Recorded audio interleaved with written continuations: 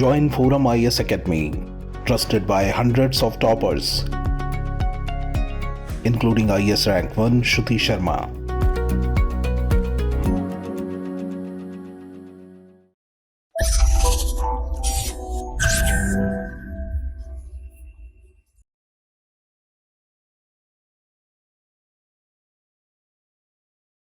Hello and welcome to Forum. Today is 17 September 2023, coming to you with the most important articles from today's The Hindu newspaper. So first article is How will Middle East Corridor impact trade? This comes under Preliminary GS1 and Mains GS2. Center publishes disability database stripped of socio-economic figures. This topic comes under Mains GS1. Evasive nutritional support for TB patients. This comes under Preliminary GS1. Fourth topic is over 75% of European bumblebee species threatened. This comes under Preliminary GS1. Last one is AI camera gun for poachers. This comes under Preliminary GS1. Let's go to the first article. First article talking about the Middle East corridor that impacts trade.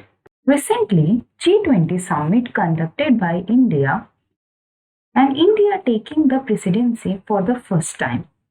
It is stirring discussions and initiatives among the world's major economies to address complex challenges because India is a diverse economy.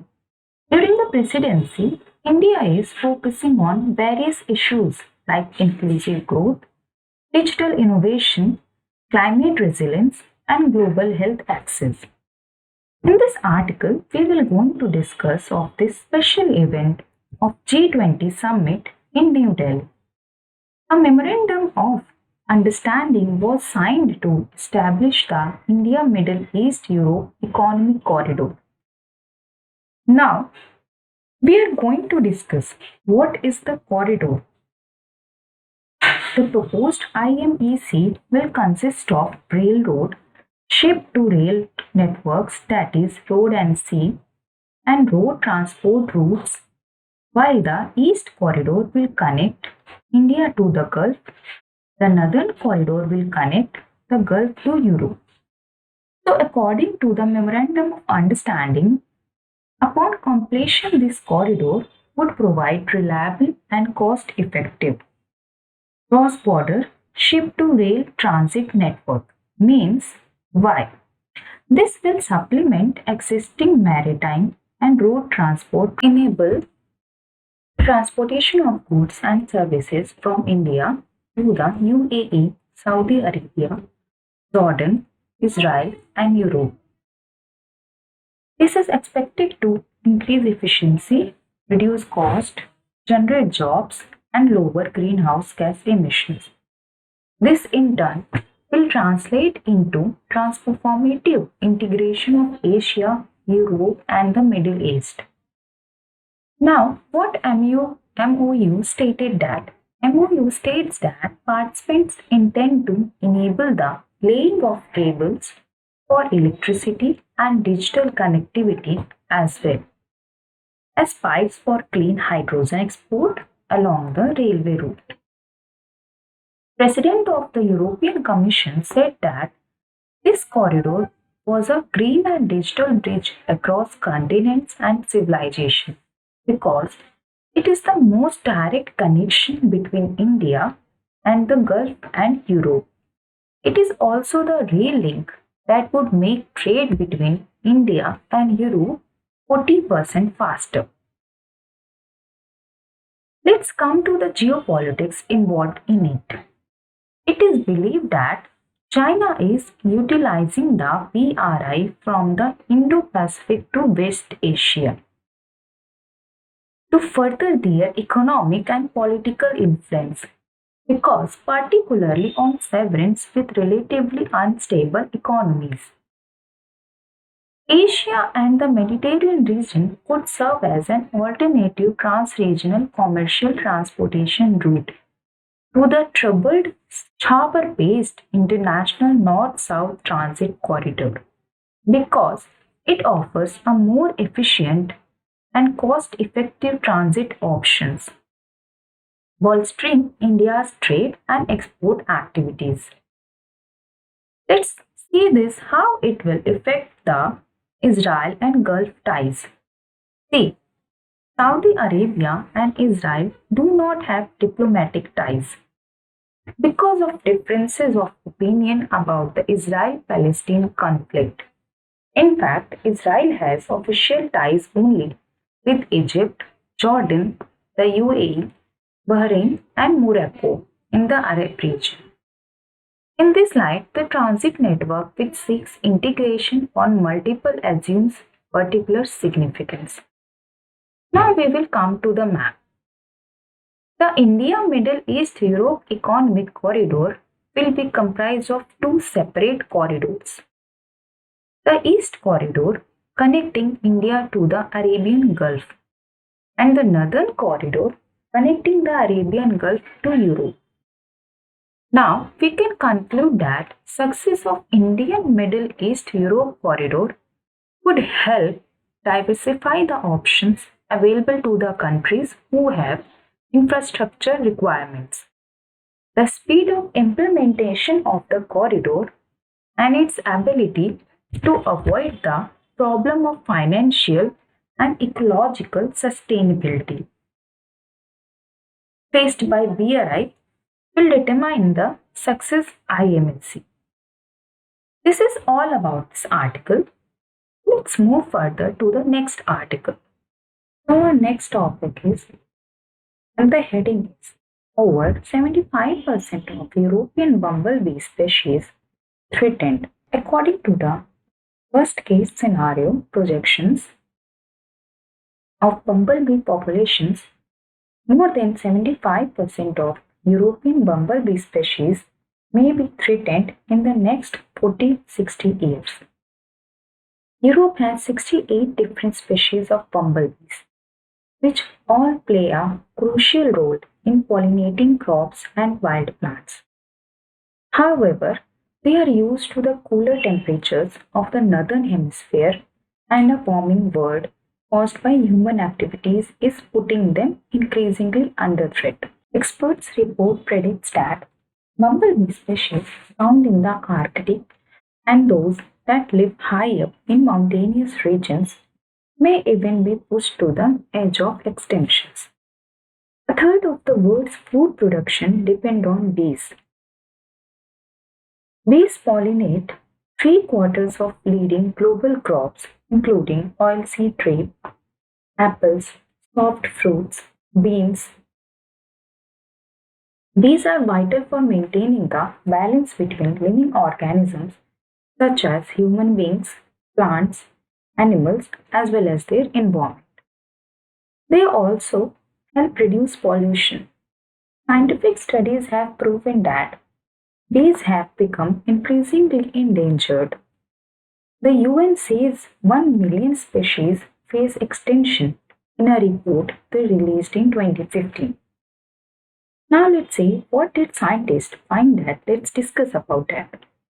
In the worst case scenario, up to 75% of bumblebee species which are not currently threatened will see their distribution area shrink 30% by 2061 to 2080. This means that most of the European bumblebees which are currently classified as of least concern on the IUCN's list of threatened species would fall into the endangered category. Climate change is also a threat to bumblebees. Droughts, which are made more frequent and severe by a warming climate, cause a loss in the number of plants that bumblebees rely on. Heat waves intensified by global warming are also a threat, as the majority of bumblebee species are particularly sensitive to heat. So that's all for this topic. Now let's move to the further topic. Next topic is evasive nutritional support for TB patients. Undernutrition is the leading risk factor for TB disease. In 2019, Preeti Sudan, Secretary in the Health Ministry, noted later that undernutrition at the population level contributes to 55% of annual TB incidence in India. Let's discuss it. Importance of nutrition in tuberculosis. Undernutrition accounts for more than 40% of new TB cases annually, surpassing other risk factors like diabetes, HIV, infection, smoking, and alcohol. For example, research by the National Institute for Research in Tuberculosis demonstrated that TB patients weighing under 35 kg had 4 times higher mortality than those weighing over 45 kg. Let's discuss about the study conducted by researchers to highlight the importance of nutrition in tuberculosis. The study was conducted on 2 groups: household contacts of TB patients and patients diagnosed with active pulmonary TB. In a controlled trial with family member of TB patients, providing nutritional support resulted in a 39 to 48% decrease in TB cases compared to those without support. The researchers also provided nutritional supplementation to 2,800 individuals undergoing treatment for active pulmonary TB. Treatment success rate was nearly 94% among TB patients, with only about 4% deaths during the 6-month follow-up. Early weight gain in the first 2 months was linked to a 60% lower risk of TB-related mortality. Let's discuss about 𝐂𝐡𝐚𝐧𝐧𝐞𝐥. The Government of India, Ministry of Health and Family Welfare has introduced the 𝐒𝐡𝐚𝐳𝐴 scheme, which provides incentives for nutritional support to TB patients. As per the India TB report 2023, of the 2.4 million notified TB cases, only 1.6 million received at least 1 month's payment in 2022 under the 𝐒𝐡𝐚𝐳𝐴 program. That's all for this topic. Now let's go to the next topic.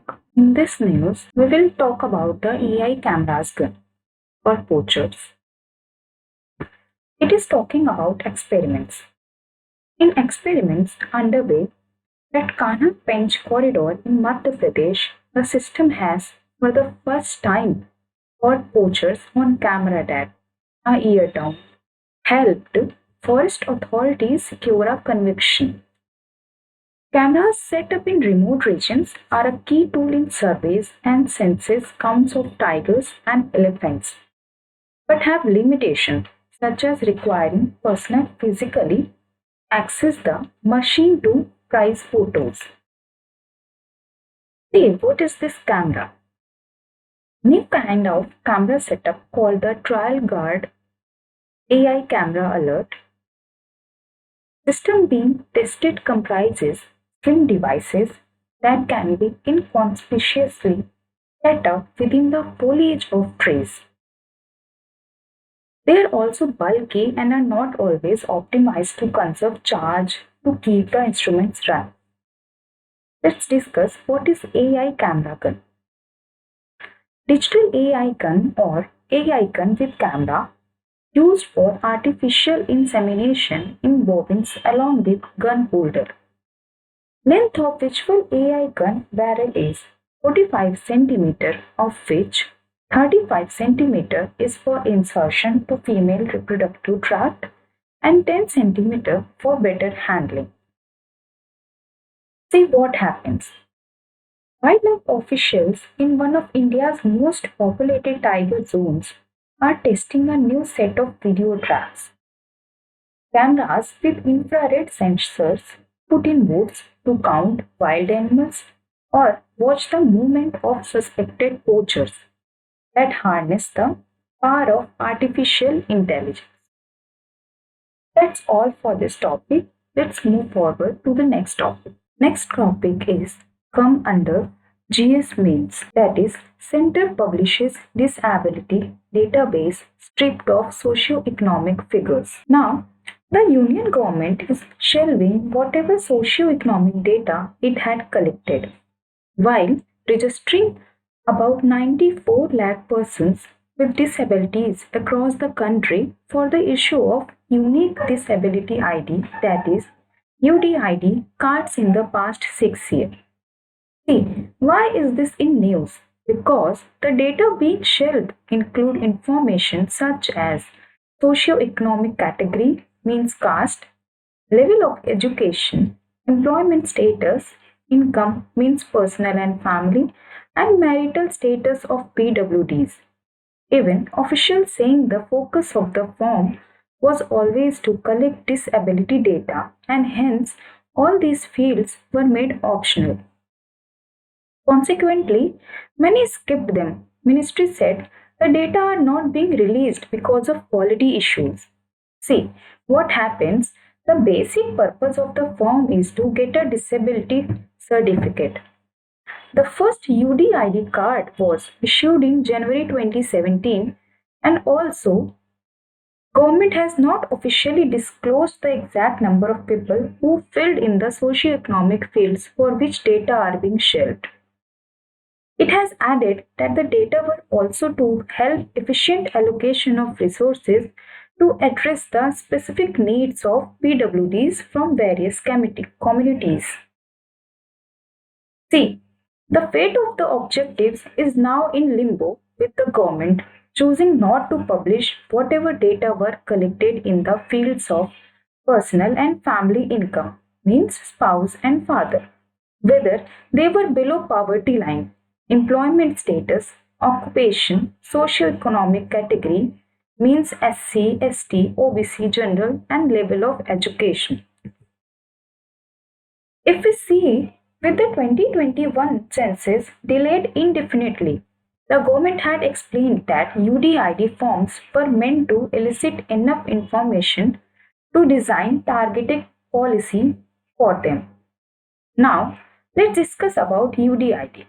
The UDID project, initiated by Department of Empowerment of Persons with Disabilities, aims at building a holistic end-to-end integrated system for issuance of universal ID and disability certificates for persons with disabilities, with their identification and disability details. The UDID project was launched in 2016. Now, discuss about the benefits. As we all know that the disability card will contain all the necessary information about PWDs that can be captured by a reader. This will ensure that PWDs do not have to make multiple copies of their documents and papers, making it easier and convenient for them to avail of benefits that are due to them. The UDID card will be the single document of identification, verification of the disabled for availing various benefits in future. This will facilitate the various authorities at the state, district, national, village levels to track the physical and financial progress of the beneficiaries. So, it will also enhance transparency and efficiency in the process. And also, the project is expected to improve the ease with which common benefits can be delivered uniformly to PWDs. Now, we conclude that disabled people can receive government assistance and benefits on the basis of the disability certificate issued to them. That's all for this topic. Now let's come to the part of MCQs. This is the question of 2023. Question is, which of the following organisms perform waggle dance for others of their kin to indicate the directions and the distance to a source of their food? Options are butterflies, dragonflies, honeybees, wasps. Answer is honeybees, because honeybees use a complex form of spatial referential communication. Their waggle dance communicates the direction, distance, and quality of a resource to nest mates by encoding celestial sieves, retinal optical flow, and relative food value into motion and sound within the nest. And the next question comes in the year of 2018. Read the following passages and answer the question. Your answers to these items should be based on the passages only.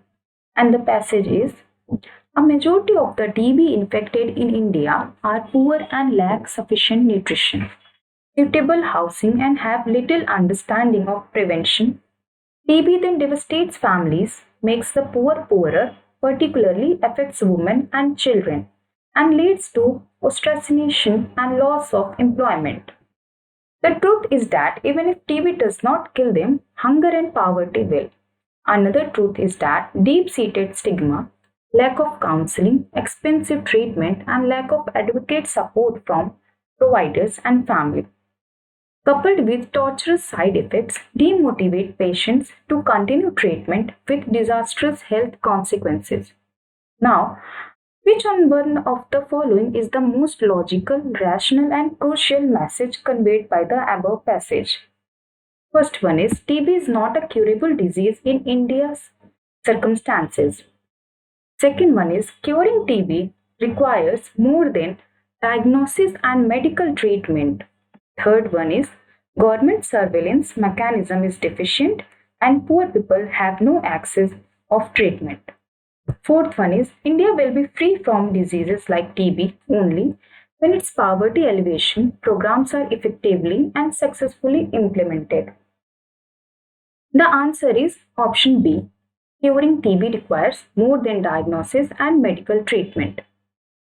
Because the given passage talks about the problems in treatment of TB, and the problems relate not only to medical treatment and diagnosis but also include aspects like lack of nutrition and housing, family support, and social stigma. The most crucial message conveyed by the above passage is that curing TB requires more than diagnosis and medical treatment. That's all for the today. Thank you.